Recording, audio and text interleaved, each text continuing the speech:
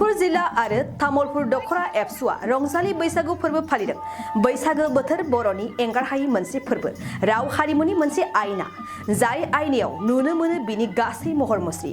अदेबानि बर'नि दोरोङारि दामग्रा देग्रा बर'नि आगजुफोरखौ दामनानै बर'नि नंगुबै गाननाय जोमनायफ्रा थारैनो बेरखांहोयो हारिनि महर मुस्रि। बैसागु सफैब्लानो बर'नि दामग्रा आगजु आरो नंगुबै गाननाय जोमनायजों जेब्ला रंजालि बैसागु थिलियाव बैसागु मोसायो अब्ला थारैनो बिनि थासारिया गुबुन महर लायो। गोमखाङो बर'नि गामि गामि खाम सिफुं जथा सेरजानि देंखो। बिदिनो गुबुन गुबुन बोसोरफ्राव फालिनाय बादि देग्लायबो तामुलपुर दखरा दुलाराय बर' फरायसा आफादनि 19थि रंजालि बैसागु फोरबोजों लोगोसे तामुलपुर जिल्ला एबसुआ जथायै रंजालि बैसागु फोरबोखौ तामुलपुर मथंगा पार गेवलां गेलेग्रा फोथाराव सानसेनि गाजा गोमजा हाबाफारि लानानै फालियो। फुंनि समावनो तामुलपुर जिल्ला एबसुनि आफादगिरि बारिसत नार्जारिया आफादनि फिरफिलाखौ बिरहोयो। बिदिनो बैसागुनि फिरफिलाखौ बानजाय आफादनि आफादगिरिया बिकास दैमारिया बिरहोयो।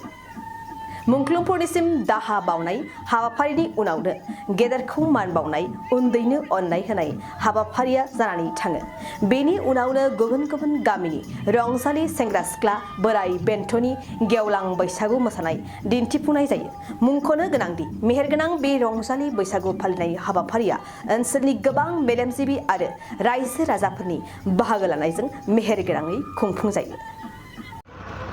तामुलपुर जिल्ला दुलाराय बर' फरायसा आफादनि सेथि रंजालि बैसागो फोरबो फालिथायजों लोगोसे तामुलपुर दखरा दुलाराय बर' फरायसा आफादनि 19थि रंजालि बैसागो फोरबो फालिथाय। दिनै बैसागो गोदान बोसोरनि गिबि सान।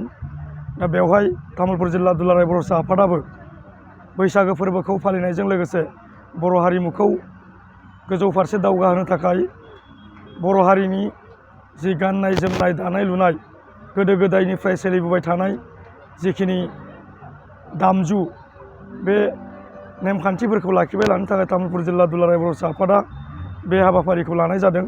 बे हाबाफारिनि गेजेरजों जोङो दुलाराय बर' फरायसा आफादनि फिरफिला बेखौ जोङो बिरहोनाय जायो। बेजों लोगोसे जोङो दुलाराय बर' फरायसा आफादा अराय समबो बर' हारिनि थामोनथा बा जौगानायनि थाखाय जायफोरानोखि अबथिरा गावबा गावनि बेसेन गोसा जिउखौ खोमानानै गारबाय, जोङो हारिमुनि गेजेरजोंबो जायफोरानोखि मुंख्लं जालांबाय बिथांमोनखौ गोसोखांनानै बिथांमोननि सेरावबो जोङो आलारि बाथि सावनानै आर'ज गाबनाय जायो। बेजों लोगोसे जोङो दिनै बैसागो फोरबो फालिनायजों लोगोसे गिदिरखौ मान होनाय, उन्दैखौ अननाय, बेखौनो लानानै जोङो तामुलपुर ओनसोलनि जेसेबां जोंनि समाज सिबियारि मेलेमजिबि माने बैसोगोरा सुबुंफोरखौ जोङो मान बावनानै जोङो बोर बिनाय जायो।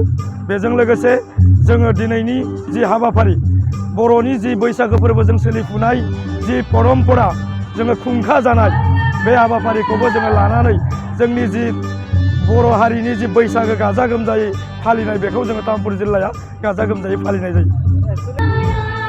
थारैनो बियो जोबोद दुखु गोनांथाव बाथ्रा जे मोनसे हारिया गावनि हारिमुखौ लाखिनो गोनां जायोब्ला जोंनि हारिमुवा जाबाय जोङो खाम सिफुं जथा जोंनि गाननाय जोमनाय जि दख'ना आर'नाइ बेखौ लानानै जोङो मोसानांगौ।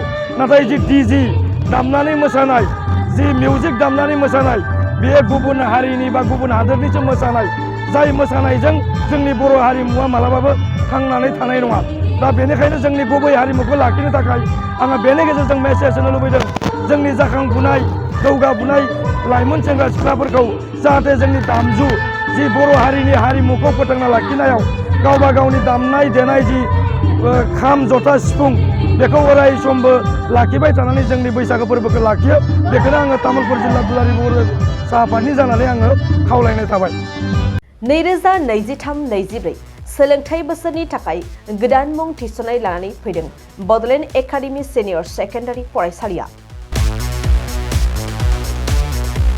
क'क्राझार जिल्लानि तिनिआलियाव थानाय बर' बिजोंनि बड'लेण्ड एकाडेमि सिनियर सेकेन्डारि फरायसालिया दायो केजिनिफ्राय 9 थाखोसिमनि गोदान मुं थिसननायखौ लागासिनो।